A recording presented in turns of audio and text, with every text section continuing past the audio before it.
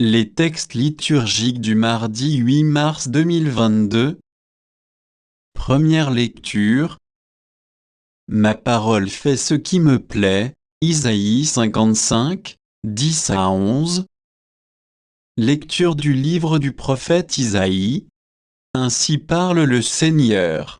La pluie et la neige qui descendent des cieux n'y retournent pas sans avoir abreuvé la terre, sans l'avoir fécondée et l'avoir fait germer, donnant la semence au semeur et le pain à celui qui doit manger.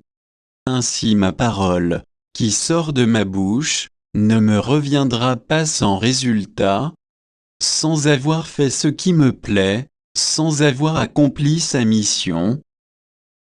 Parole du Seigneur. Psaume.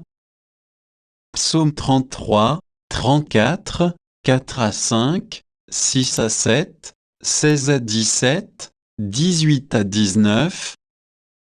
Magnifiez avec moi le Seigneur, exaltons tous ensemble son nom.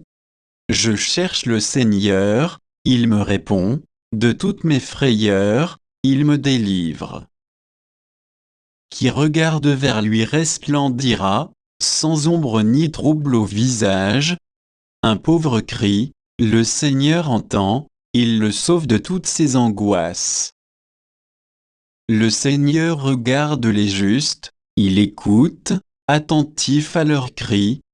Le Seigneur affronte les méchants pour effacer de la terre leur mémoire. Le Seigneur entend ceux qui l'appellent, de toutes leurs angoisses, il les délivre. Il est proche du cœur brisé, il sauve l'esprit abattu. Évangile.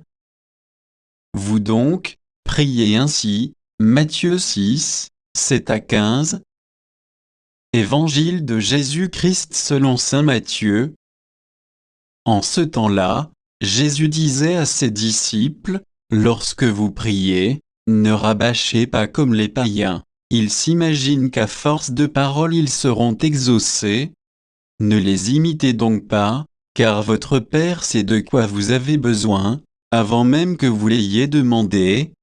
Vous donc, priez ainsi, Notre Père, qui es aux cieux, que ton nom soit sanctifié.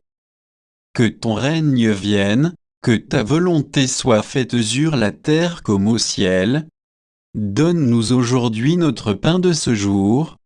Remets-nous nos dettes, comme nous-mêmes nous remettons leurs dettes à nos débiteurs. Et ne nous laisse pas entrer en tentation, mais délivre-nous du mal.